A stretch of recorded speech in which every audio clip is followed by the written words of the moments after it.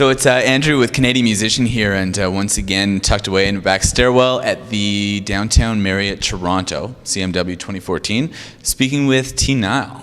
And check out, we should zoom in on the artwork, we'll show it. But this is the Tingle Spark EP, which is just a little preview, a predecessor to the full length, which is dropping in August. Same title. Will the 5 tracks from here be on the full length as well? They will. Bang on. And as we were talking about, you on your site had a few interesting ways of classifying this. But yeah, it's some traditional folk, both in instrumentation and in songwriting, but then the arrangements are fleshed out with some really cool EDM and synth stuff. Yeah, it kind of just brings a dreamy ambience to what's usually like a very down-home and earthy style of music. So why don't we start off? I read somewhere that your father is a well-known musician with heavy or deep folk roots. Tell me a little bit about how his influence, played into your formative years, and then ultimately how it led to doing something really fresh with the genre that I doubt he ever really had in mind. Surprisingly, my father is one of, well, maybe it's not surprising, but he loves the new stuff, and he loves listening to it super loud and his big speakers. My dad was a well-known one-man band, so I just want to clarify that. He definitely probably flew under the radar of any kind of industry, but he did tour and make a good living doing it, and I, as a child, would tour with him. And so I got to see a pretty real side of touring, and also the ability to, from a grassroots perspective, make a good, honest living playing music for people and then just giving you tips. He would draw crowds of, 300 to 400 people and make $2,000 to $3,000 a day, so on good days. But he played, and I'm a multi-instrumentalist. My dad plays a lot more instruments than I do, although he hasn't mastered any, he claims. I'd say he's pretty good on the harmonica.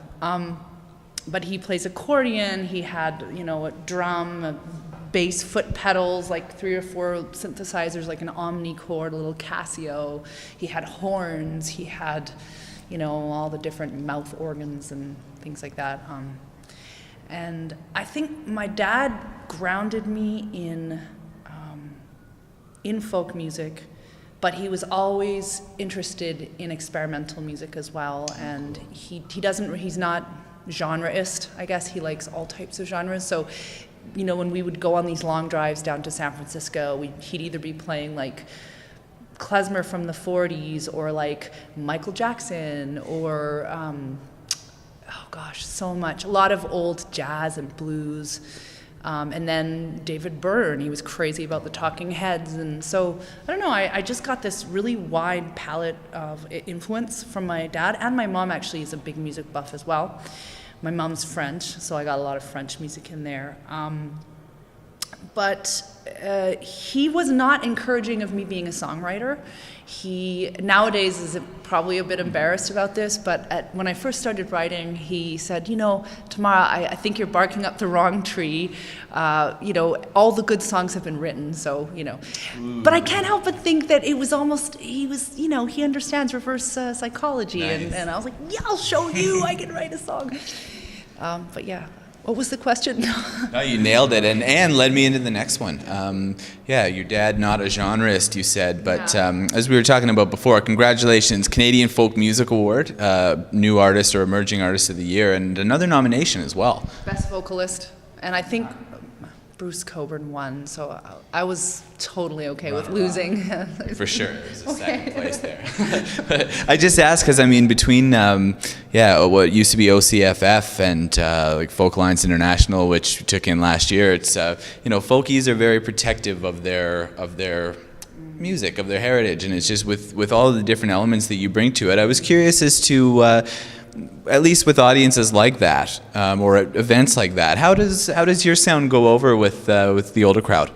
It's a really good question, and one that plagued me in the process of making the record, because I care about my audience and I care about the people that love my music, and I wasn't sure how it would be received. So I actually took these songs and I play with backing tracks that I produced myself along with Matt Rogers. I co-produced. Okay.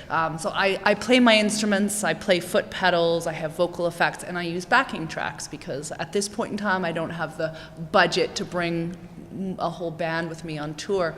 And I did a house concert tour.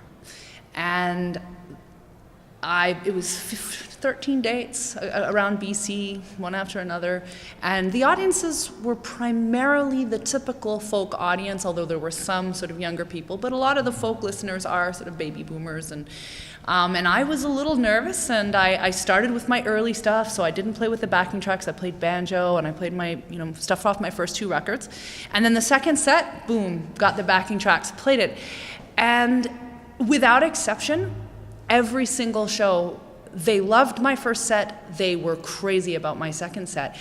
And it dawned on me that baby boomers are of the generation where music was incredibly expansive. You think about John Lennon, right? So it's like we have that in a way, that whole idea that folkies would not be open to genre disruption is kind of ageist in itself, and I mean, by no means is this a random sample. Okay, it was just British Columbia, but as I've gone along and I've been playing my music to my audience that exists, and it's also drawing other people in, but everybody loves it, and if they don't, they're not telling me. But it does seem to be fine. So hey, I guess I worried for nothing. That is a great point. Yeah. That you're absolutely right. The boomers were around when like music was shaping, and like a lot of times now, just because there's so much out there, like things tend to be more trickled down or derivative. So that's really cool. Both that you're bringing that fresh element that they recognize, and that point. Learn something new every day. I feel like I should do something with that and steal it from you, but why not? It's Creative Commons now. I'll put it out there. So thank you.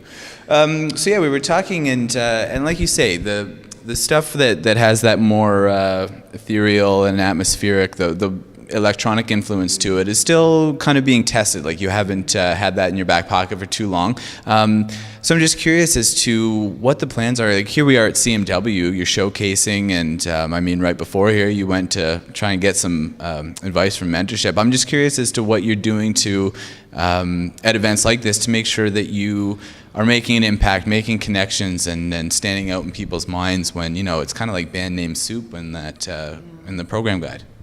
Yeah, I mean, I don't really come here to get noticed. I come here to learn, and I'm going to do my showcase. I know a few people are coming, but my main purpose to come to something like this is to see people like David Glass speak, because there's nothing quite like actually seeing these incredibly bright people in person.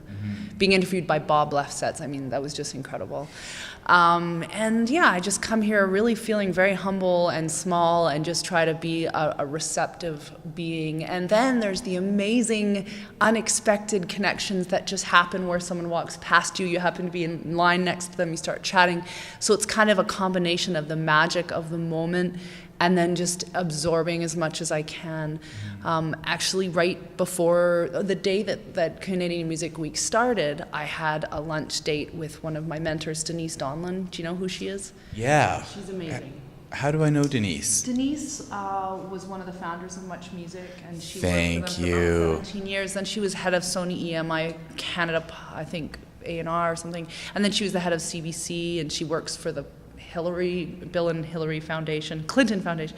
She's amazing. Yeah. Sorry, Denise. She's been in our magazine. She's incredible.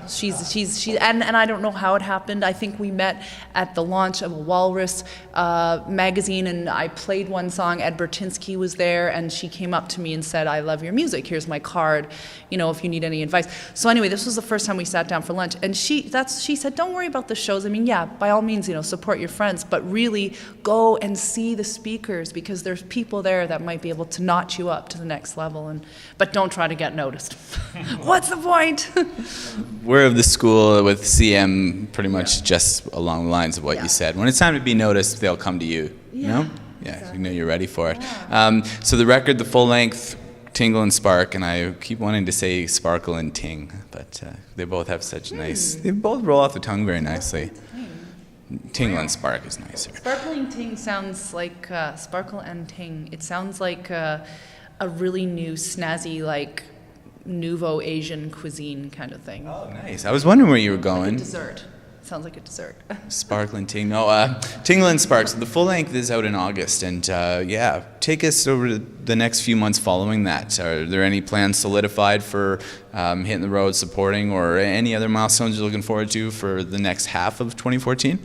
Yeah, I'm heading out on the road for most of August, and I'm doing a Canadian-wide tour. I have a European tour in the works. I'm working on getting a visa for the States because I'd like to do a bunch of touring down there. I'm sort of building the team. I've got some great people working with me, but I'm still, working on fleshing it out. And a lot of that, after listening to Mr. Glass, has to do with having an incredible live show, and having an incredible live show means playing a lot. So I'm going to play as much as I can, and working with electronic backtracks, it's something that is incredibly freeing, but it also is an interesting kind of, you have to make sure that you're really connecting with people in a physical way, because they're hearing all this music, and if it's just you, although I often will also play with a band, but if it's just you, you want to make sure that they're not just like, oh, she's playing it off her iPhone, and but so far that hasn't been the case. People seem to be resonating. But yeah, I want to really get strong with the live show. I'm going to make a couple videos, and yeah, take it out on the road, and looking for a publisher. So yeah, there you have. Why not? Yeah. Do people know your name is Tamara, or is that a well-kept secret? No. Some people call me Tamara. I mean, I like to be called T for some reason. It's like I feel a bit badass when people call me T. But no, Tamara's nice too. Tamara's like, hello, Tamara. I've got a British accent when I say it. My name's Tamara. Or Dad, like when that's where it came out, and I was like, oh, did we just get a secret? Anyway, so yes. Nile, Tingle and Spark. Watch for the full length in August. You can get a taste now through the EP, and there you go, on the road in August. And here at CMW, which this will be dropping after the showcase, but hopefully it keeps the trajectory that you've been on since, coming out with this guy. No, it's super great. I've been a fan of Canadian musician for a long time, and I'm honored to be chatting with you, so it's great. Oh, this is rad. Well, what's the website? www.tnile.com. Too easy. There you go. Check it out for more. Thanks a ton, eh?